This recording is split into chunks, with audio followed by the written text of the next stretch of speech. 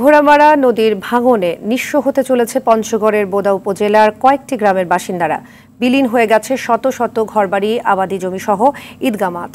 ভাঙন রোধে পানি উন্নয়ন বোর্ডের নিষ্ক্রিয়তায় ক্ষুব্ধ এলাকাবাসী।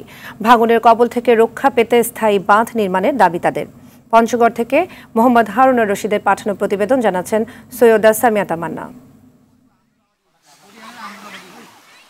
ভারতের পাঙ্গা ও যমুনা নদী মিলিত হয়ে তৈরি হয়েছে ঘোড়ামারা নদী।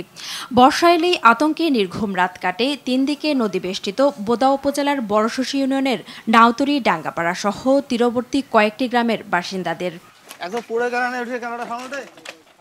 গেল 10 বছরে ঘোড়ামারার ভাঙনে নদী তীরবর্তী অনেকেরই ঘরবাড়ি, কৃষিজমি সহ নানা স্থাপনা নদীতে বিলীন হয়ে গেছে। বারবার ভেঙে পড়েছে যোগাযোগ ব্যবস্থাও।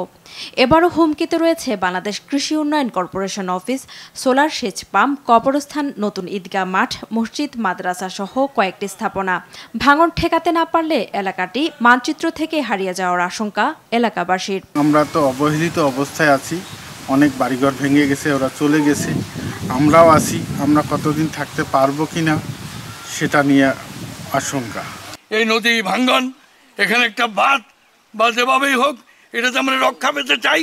আর আমাদের জীবনের একমাত্র দাবি এই আমাদের চলার কয়েক হাজার পরিবারের চলার একমাত্র রাস্তা। আমরা প্রত্যেকটা রাত, প্রত্যেকটা দিন যেন একটা আতঙ্কের মধ্যে থাকি, কখন আমরা নদীর মধ্যে আমাদের বাড়ি ঘর সব বিলীন হয়ে যায়। ভাঙন রোধে মন্ত্রণালয় সহ ঊর্ধ্বতন দপ্তরে প্রকল্প জমা দেওয়া হয়েছে বলে জানিয়েছে পানি উন্নয়ন বোর্ড। প্রকল্পটি অনুমোদিত হলে আমরা দ্রুত বাস্তবায়ন করব এবং এই প্রকল্পের মাধ্যমে ঘোড়ামারা নদীতে ভাঙনপ্রবণ এলাকায় আমরা তীর প্রতিরক্ষা বাঁধ সম্পন্ন করব।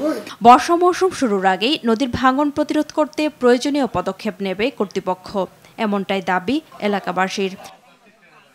সৈয়দা সামিয়া তামান্না, RTV।